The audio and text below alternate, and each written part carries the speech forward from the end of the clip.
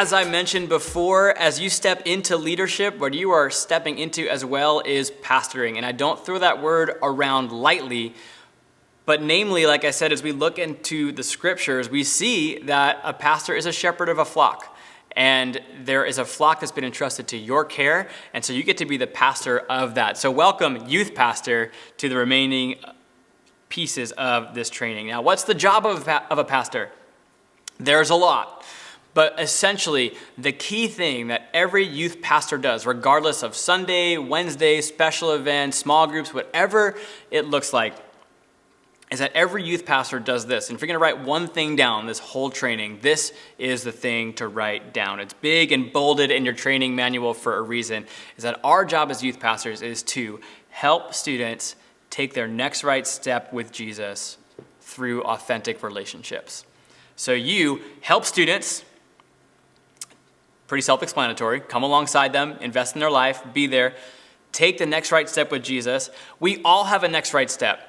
Right? If you're not a Christian, the next right step is to become a Christian. If you just became a Christian, the next right step is to get baptized. If you just got baptized, the next right step is to get involved in what God is doing. If you're involved in what God is doing, then the next right step is to be further discipled, right? We all have a next step.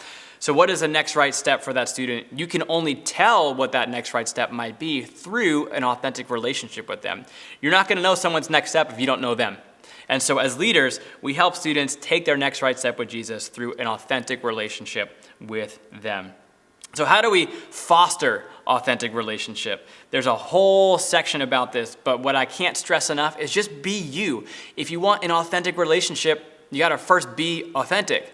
Be who you are. Be the person God has made you to be. Now, that comes with a lot of beautiful things, a lot of spiritual gifts, a lot of things you're good at. And it also comes with a lot of limitations, and it comes with a lot of hard pieces of our story. Don't be afraid to bring all of that to the table. What we do say, though, is if you're still processing through something, don't turn your time with students into a counseling session where they're helping you process your stuff. The thing that we are authentic with students with is stuff that we've kind of already processed. But we're not hiding our past. We're not hiding our shame. We're not hiding our sin and our failures.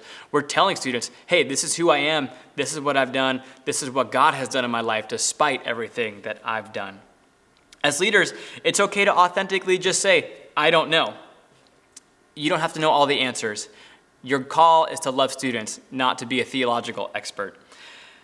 At the end of the day, students aren't going to remember what you said. They're going to remember how you made them feel. And so the love that you have for them is going to be the piece that sticks with them for year over year into the future. And also knowing that as you sign up to love on these students, you're not going to connect with everyone.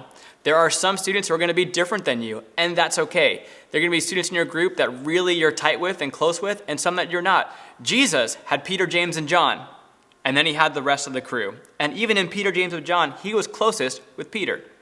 So, man, there are going to be different layers of relationship with your students, and that's okay. Just do what you can to not let the student that you're not very close with really feel the closeness that you have with the other crew and make them feel like they're excluded, if that makes sense.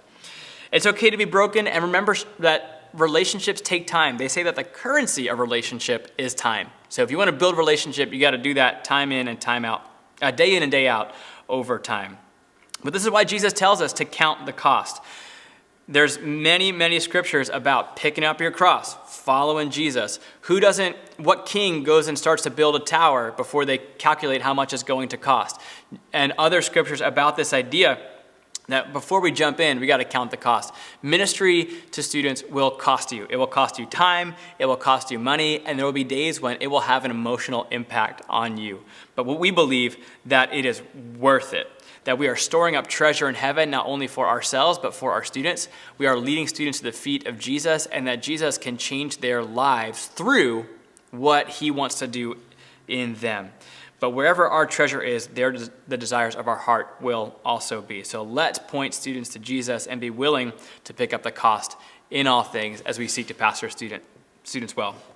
We're going to shift gears in a moment to talking about our programs, because a lot of what we do revolves around a program. So this is a great time. If you want to get up, stop the video, take a break, you can certainly do that. And when you're ready, we'll move forward to the next section and talk about our programs.